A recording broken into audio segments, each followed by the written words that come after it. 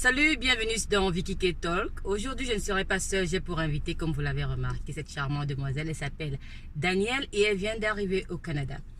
Bonjour Danielle. Bonjour Vicky. Comment vas-tu? Ça va très bien et toi? Ça va, merci. Avant de commencer, j'aimerais te remercier d'avoir accepté mon invitation. Ça me fait plaisir et ça fait plaisir à mes followers. Coucou, salut. Danielle. Oui. Oui, d'où viens-tu? Alors moi je viens du nord de la France en Picardie, exactement dans l'Oise. Je ne suis pas très bonne en géographie, encore moins en géographie de la France. C'est où ça? C'est Picardie, c'est juste au-dessus de la région parisienne, donc c'est vraiment limitrophe. On n'est pas très loin de la région parisienne. Et depuis combien de temps tu es ici au Canada? Alors moi je suis au Canada depuis mars 2019. Mars 2000, ça fait pas presque longtemps. 1 an et 5 mois à peu près. Waouh, Ouais. c'est bien ça. Ouais. Et comment tu es arrivée? Tu es arrivée bien maintenant, tu es étudiante? Alors moi je suis arrivée avec le programme PVT. Ok. Vas-y, qu'est-ce que tu peux me Qui dire? est pour le alors PVT qui veut dire permis vacances travail. D'accord. Et c'est un échange avec beaucoup de pays, dont le Canada, entre la France et le Canada et certains pays. Ok, est-ce que tu peux me dire davantage comment tu as fait les démarches? Qu'est-ce que ça t'a pris? Combien de temps? Bref, tout quoi.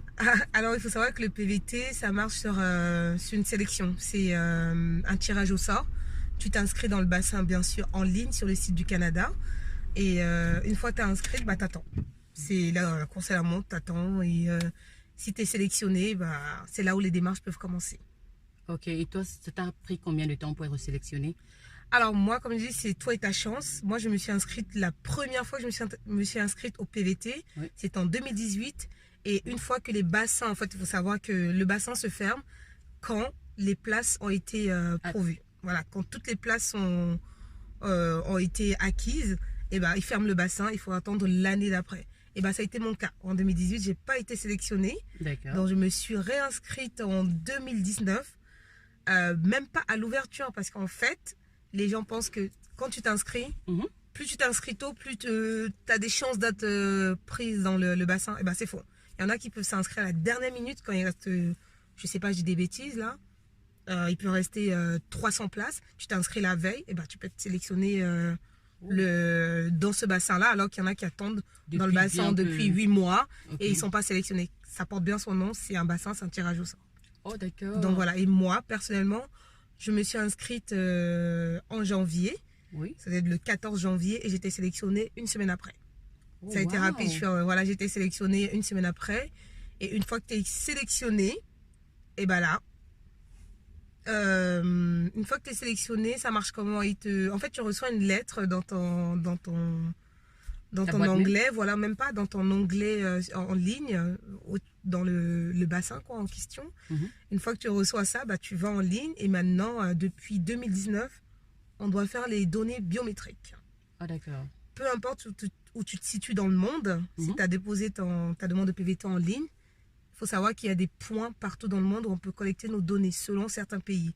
Il faut juste regarder la localisation où on se situe pour le faire. Moi, je l'ai fait à Paris, mais je sais que les gens qui sont déjà au Canada même peuvent le faire. Ils vont aux États-Unis le faire. Ça, je ne sais pas c'est quoi les mises à jour actuellement, mais beaucoup ont pu le faire en allant aux États-Unis, faire leurs données biométriques et revenir pour valider. Je comprends bien, ça veut dire que les personnes qui sont au Canada peuvent faire aussi cette demande? Oui. Si tu es français, alors la règle déjà, c'est voilà, il faut être français et demander son PVT en ligne. Oui, même si tu es déjà au Canada et que tu es touriste, ou je ne sais quoi, bah, tu aimerais rester. Tu déposes ton PVT en ligne. Si tu es sélectionné, oui, tu peux faire ta demande étant au Canada et aller valider tes données biométriques parce que c'est maintenant obligatoire depuis 2019. Juillet 2019. Je ne vais pas dire des bêtises, je crois que c'est même fin 2018. Ah, d'accord. Oui, fin 2018 déjà. Merci Daniel de nous avoir éclairé sur le PVT. Désormais, les abonnés, vous savez ce que c'est qu'un PVT, vous savez comment il faut l'obtenir. Bien évidemment, il faut avoir la nationalité française et vérifier si vous faites partie des pays qui bénéficient de cet échange-là. Oui. Et ah oui, je n'ai pas aussi précisé, il y a un certain âge, il y a un niveau d'âge où on ne peut plus demander le PVT, c'est à vérifier. Ça, malheureusement, je ne m'en rappelle plus du tout. Je ne vais pas dire des bêtises, mais vérifier si vous entrez dans la tranche d'âge. Je ne vais pas dire des bêtises, mais vérifier quand même. C'est à vérifier. Il y a une tranche d'âge à voir. Vous avez compris. Voilà. Maintenant, Daniel, comment est-ce que tu trouves le Canada? Le Canada, c'est comment? Moi, j'aime particulièrement au niveau professionnel. Okay. C'est vrai que j'ai pas beaucoup... Enfin, les gens sont professionnels, c'est un peu comme partout. Mais il n'y a pas le stress que tu peux ressentir en France, par exemple. Quand ton employeur il a complètement confiance en toi, et bah, il te laisse faire beaucoup de choses, tu as beaucoup de prise d'initiative. Et c'est vrai que bah, tu peux très vite t'épanouir là-dessus. Ça, c'est le point vraiment professionnel que moi, j'aime beaucoup. Après, moi, dans mon domaine, j'ai trouvé rapidement du boulot, c'est-à-dire en 2 semaines. Wow. Et ouais, j'ai vraiment pas galéré à trouver un emploi en achat parce que j'ai fait un master en supply chain en France. Oh, wow. Donc, ouais. Un de mes domaines. En supply chain en France. Donc là, je suis acheteuse à Montréal. Et c'est vrai que j'ai vraiment pas eu du mal à trouver dans mon domaine. Ça se passe très très vite à Montréal, hormis la crise là actuelle avec le Covid. Mais ouais, c'est vrai que moi, quand je suis arrivée, ça a été très rapide. Donc il y a ce côté-là. Moi, j'aime beaucoup surtout le Québec. Pourquoi? Parce qu'à Montréal, tu peux faire tellement d'activités autour de la ville, que ce soit des activités nautiques, que ce soit les activités d'hiver comme le ski, de la luge, du ski de fond. Enfin, il y a beaucoup d'activités autour de la ville que tu peux faire. Tu n'as pas besoin de te déplacer des kilomètres pour voir ce côté-là. Donc, c'est ça qui est vraiment intéressant dans Montréal, enfin, au niveau du Québec et autour de Montréal, quoi. Super, super. Ça, c'est une amoureuse de Montréal. Et vous avez compris, je l'ai rencontrée à Montréal. Parce que je suis, comme vous le savez, vous avez pu voir mon vlog sur la route pour Montréal. Donc, Daniel fait partie de Montréal.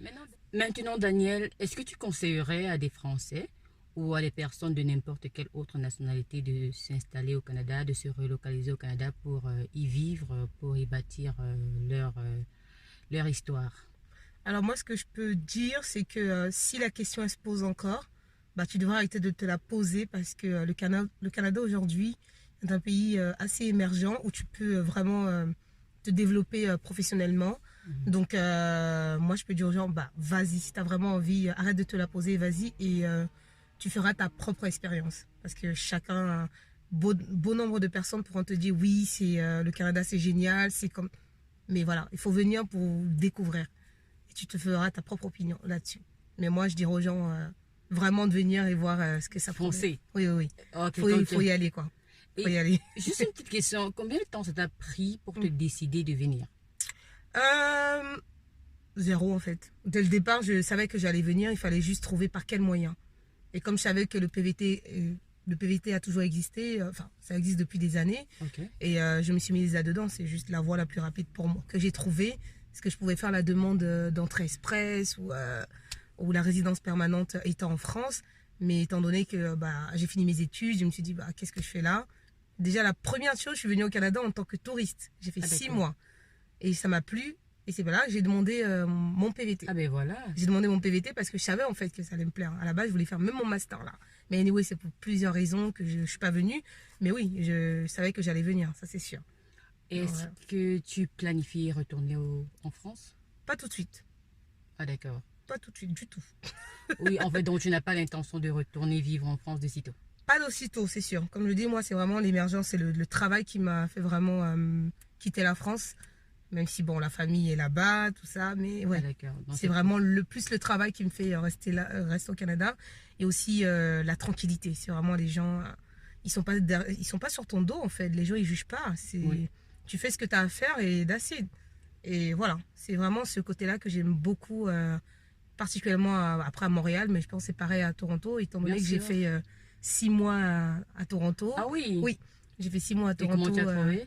Toronto, c'est la culture anglophone, hein, c'est complètement différent de Montréal, enfin, du Québec, mais c'est toute une autre expérience. Donc, comme je dis, chacun trouve son compte. Voilà, chacun trouve son compte, ce qui lui plaît, quoi.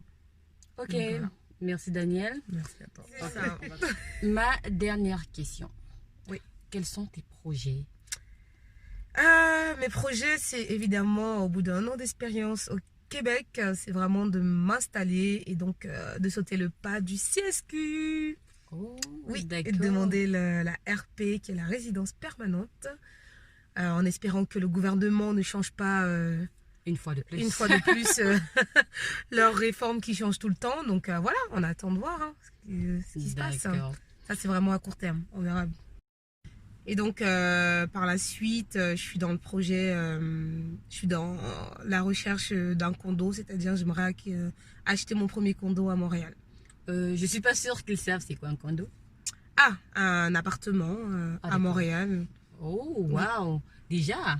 Oui, il faut être ambitieuse. Hein. Oui, ça va vite. Oui, moi j'ai acheté le mien à moins d'1 an. Ah bah, vous voyez, ça va très très vite au Canada. Donc, ouais. Donc, voilà. C'est vraiment des projets c'est un des projets qui me tient à cœur là. Donc, on verra par la suite ce que ça donne d'ici 6 mois. C'est super, super, super. C'est bien d'être ambitieuse. Vous le savez, j'encourage parce que, comme j'aime le faire comprendre à mes abonnés, je ne suis pas seulement une chaîne d'immigration, mais une chaîne qui prône la réussite. Donc, je prône moi-même la réussite. Sur ce, on va souhaiter bonne chance à Danielle dans tous ses projets. On va lui souhaiter d'être résidente permanente très bientôt. Et aussi, on va lui souhaiter vraiment bonne chance pour l'achat de son condo. Et qui sait, bientôt, peut-être qu'on ira visiter ensemble. Bien sûr. Ok, c'était Vicky K depuis Vicky K Talk. Je vous remercie de nous avoir écoutés. Si vous avez des questions, des petits commentaires, n'hésitez pas à laisser liker et partager la vidéo. On vous aime très fort. Bisous. Depuis cette fois Montréal, pas Toronto. Ah oui. Bye.